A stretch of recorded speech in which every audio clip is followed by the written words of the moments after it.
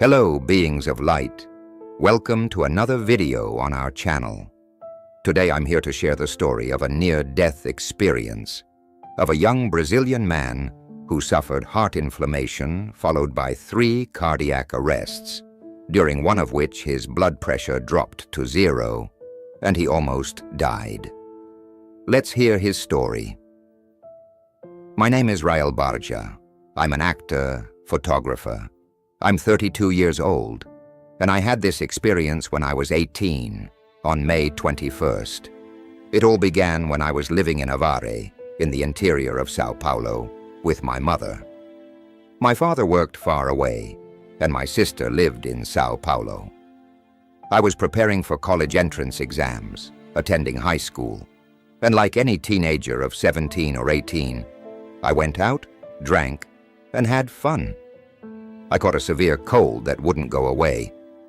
A month passed, and I still had a cough, a congested nose, and felt unwell. On May 20th, I went to take a mock test at school and started coughing a lot. My chest hurt, so I decided to go home. I made lunch, still feeling strange, and in the afternoon, I began to feel chills and a very high fever, oscillating between 107 and 97 degrees Fahrenheit. I took some medicine, drank plenty of water, and went to bed. But 2 hours later, I started hallucinating. I saw bats in my room, heard strange sounds, and got very scared. I called my mother, who came quickly from another city. When she arrived and turned on the light, I saw that my chest was covered in blood from coughing so much. We went to the local hospital, Santa Casa. On the way, I began to lose consciousness, hearing and seeing everything from a distance. When we arrived, I completely blacked out. I remember being on a stretcher, weak, as the doctors began to revive me. I heard a nurse telling me not to sleep. During the resuscitation, my blood pressure was 0, but I was conscious, seeing everything. The pain had disappeared, but the despair of seeing my mother in that situation was overwhelming. I felt a strange peace when they injected something into me until the defibrillator was used. I remember the smell of burning and feeling pain again when I woke up in another room. The doctors didn't know exactly what was wrong with me. They suspected pneumonia, but the infection was severe. They debated whether to operate on me or transfer me to the heart hospital in Sao Paulo. They decided on the transfer, and I was moved to the ICU. My father arrived from Minas Gerais and found me coughing a lot of blood and pus. We secured a spot at the heart hospital, and I was transferred by ambulance. During the journey, the tube I was using filled with blood, and the ambulance team became worried. Upon arrival at the hospital, I felt my organs starting to shut down. I heard the doctors say my brain had stopped, and I couldn't respond. I saw my father in despair, but a nurse asked me not to sleep. At the moment when my pain completely disappeared, I felt a torturous sleepiness, but I fought against it because of my father. I was intubated and taken to the ICU. During the process, I felt as if I was seeing everything from afar, hearing voices and sounds from other places. A female voice told me to relax and sleep, but I replied that I couldn't because my father was there. At a certain point, I blacked out completely. I woke up a few minutes later, struggling to breathe, and asked my father what was happening. The doctors resumed their work, and I was taken to the ICU floor. There they discovered that I had myocarditis, an inflammation of the heart muscle, which caused my heart to stop beating. I was informed that I would need a heart transplant or an expensive medication from the United States, costing around $40,000. My father said he would find a way to get the money. Meanwhile, I underwent a catheterization and had a 3rd cardiac arrest during the procedure. When I woke up, I was alone in the ICU and a child entered my room. She asked if she could borrow my TV remote because hers wasn't picking up the cartoon channel. We talked for a bit, and then she left. The next day I asked the nurse about the girl, and she told me the child had died a day or two before. I was shocked by this information.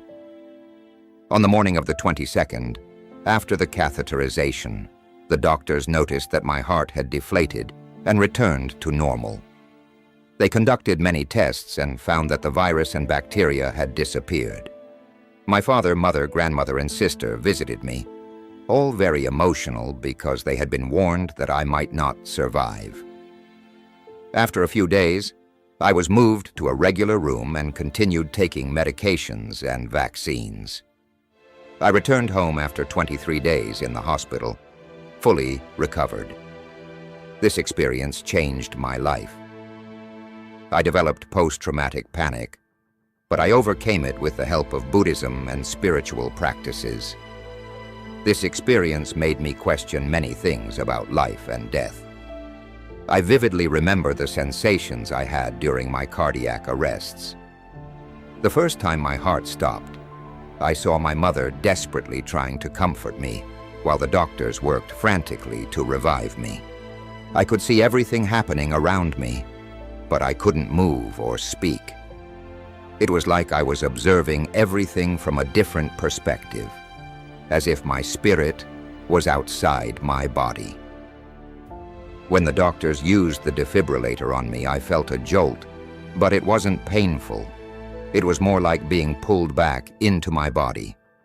When I felt the pain again and woke up, I was in a different room, surrounded by doctors asking questions to check my lucidity. I knew something serious had happened, but I didn't fully understand the gravity of the situation. During my second cardiac arrest, in the ambulance on the way to the heart hospital, the sensation was different.